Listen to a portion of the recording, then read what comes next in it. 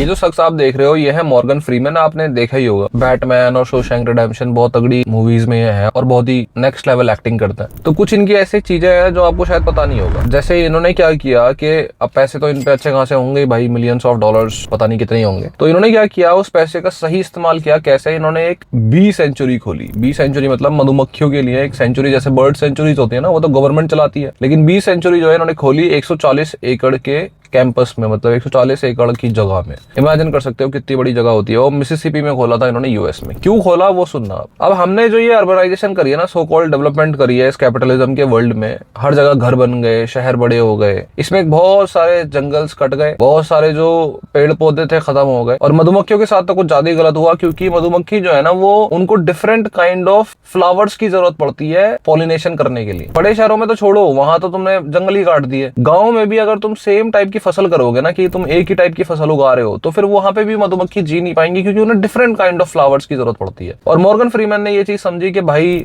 चीले गायब हो गई हमारे दुनिया से, पक्षियां गायब हो गए बहुत सारे, क्या क्या नहीं गायब हुआ। तो बीस को लेके उनके मन में काफी सिंपैथी सी आई और उन्होंने डिसाइड करा कि भाई वो एक ऐसा एनवायरनमेंट बनाएंगे जहां पे सिर्फ बीस के रहने की जगह होगी और वो आराम से सुकून से रह सकता है। उसके अलावा उनका ना तो शहद कोई लेगा, ना कॉमर्शलाइजेशन होगा, कोई बिजनेस नहीं, कुछ नहीं, सिर्फ उनके लिए बना के जगह छोड़ दूंगा। ऐसा ही उन्होंने किया। बीज इंपोर्ट करी पहले बाहर से, और कई सारे फ्लावर्स की जो डिफरेंट डिफरेंट वैरायटी होती है उनको भी इंपोर्ट करा, उगाया, और एक ऐसी सेंचुरी बना दी जो एक सेफ हेवन है, मतलब बीज के लिए, और वो बढ़िया वहां पे रहती हैं। और मॉर्गन फ्रीमैन का कहना है कि भाई साहब, मैं जब से वो बनाया हुआ है ना सेंचुरी, उसके बाद कभी ऐसा नहीं हुआ कि भाई मॉर्गन फ्रीमैन को किसी मधुमक्खी ने काटा हो, जबकि वो कभी कोई सेफ्टी वियर, सेफ्टी गियर नहीं पहनते।